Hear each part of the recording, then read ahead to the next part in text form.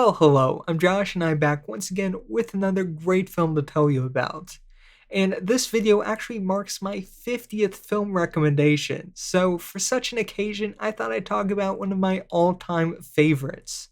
One that combines comedy, theater, and wartime espionage. I'm talking about Ernst Lubitsch's 1942 classic, To Be or Not to Be.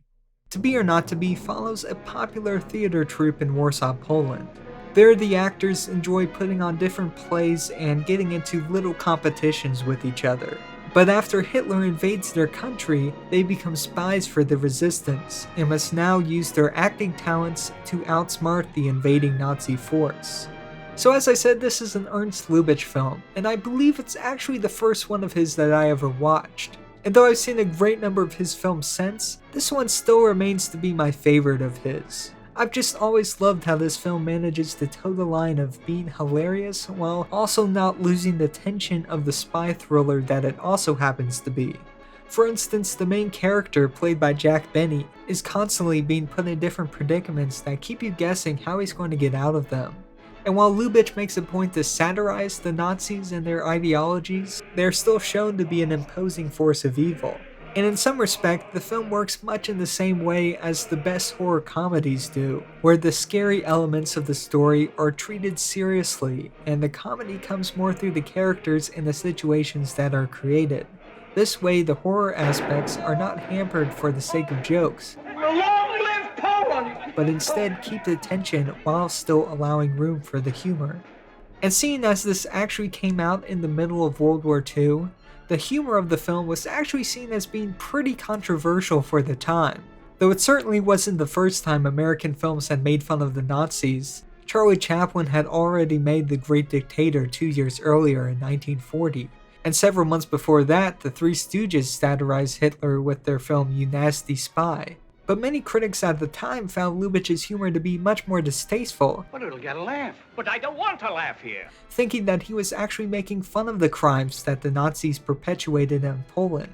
But maybe with the benefit of hindsight, we can actually see now that that is not really what he's doing here. Instead, Lubitsch is actually using the Nazi propaganda against them, making fun of their ideals and showing how offhandedly callous and awful they really are.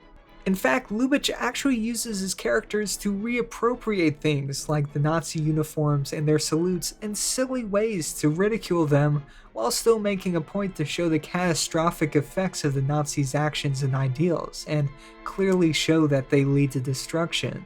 And you can see in some of the films that satirize the Nazis that followed this, such as Mel Brooks's The Producers, and especially Taika Waititi's Jojo Rabbit, were clearly influenced by this film, and used very similar approaches tonally, the latter even doing their own spin on a few of Lubitsch's jokes.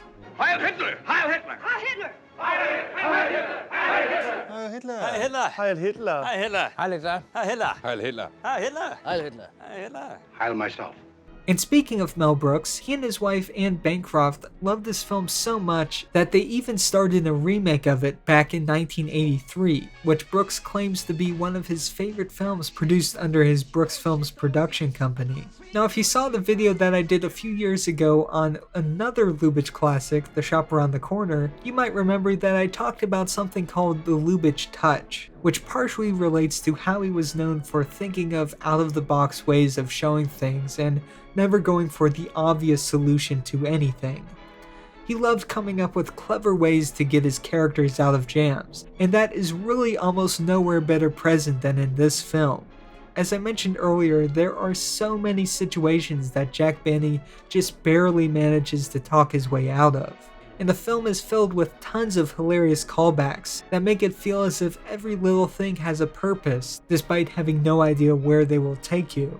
Lubitsch also finds a way to tie things back in through these little gags. For instance, one of my favorites is the fact that Jack Benny's character Joseph Tura is incredibly vain and always cares about his reputation and performance despite how dangerous the situations are.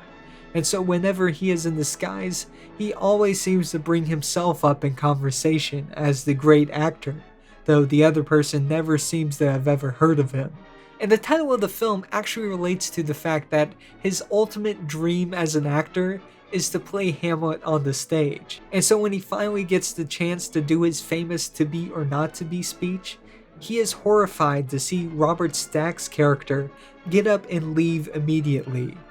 Not realizing Stack is actually a fan of his wife, the actress Maria Tura, and she gave him specific directions to meet her precisely when he hears the famous line.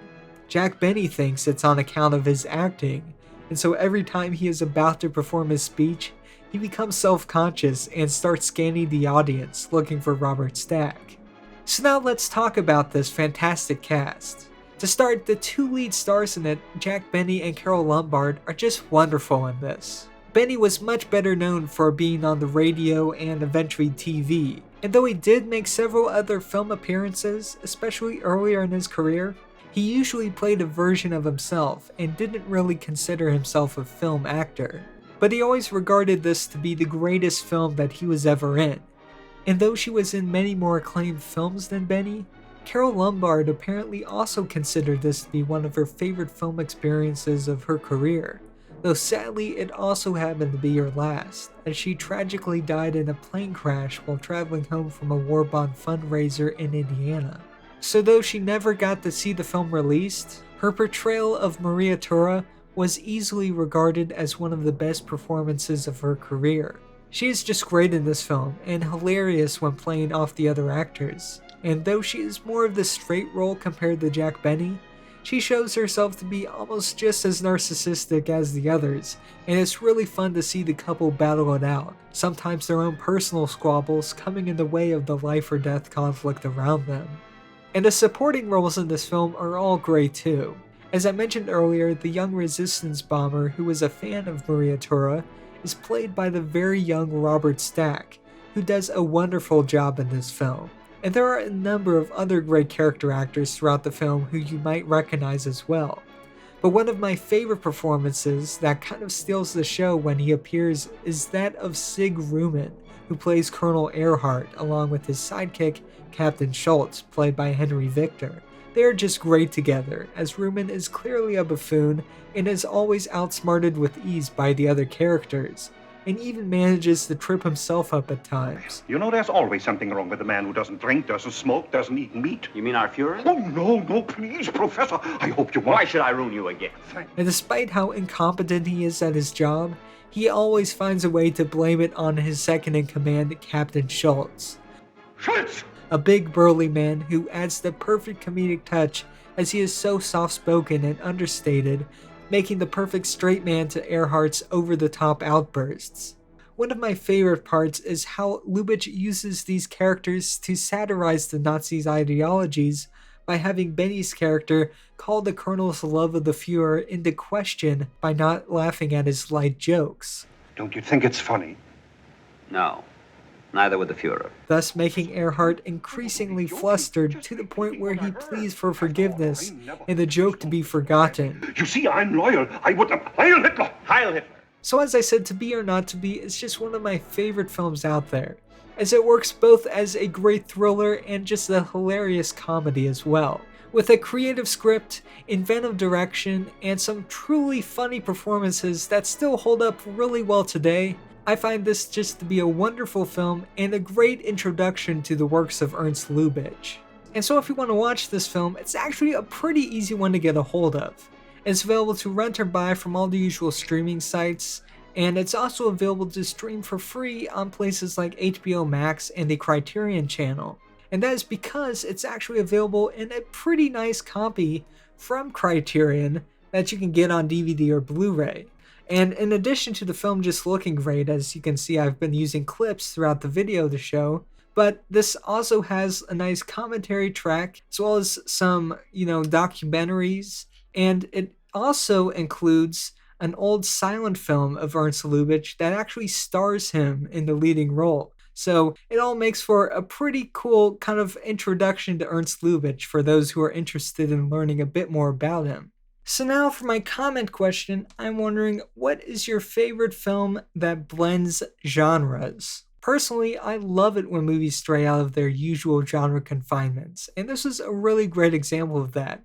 But you can put some of your favorites in the comment section down below and start discussing. Hit the like button if you enjoyed this video, and subscribe if you want to see some more of these. Remember to keep watching movies, and I'll see you again soon.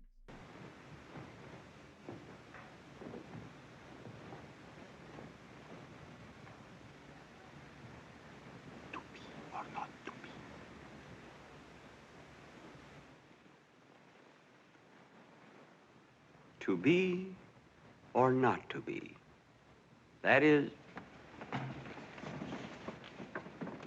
the question. Whether 'tis nobler in mind to suffer the slings and arrows of outrageous fortune